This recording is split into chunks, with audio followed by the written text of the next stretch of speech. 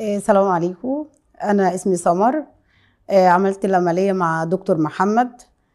طبعا كان وزني قبل العملية 130 كيلو. وصلت الحمد لله للوزن المثالي. طبعا دلوقتي أنا 67. طبعا كانت في مشاكل كتيرة صحيا معايا.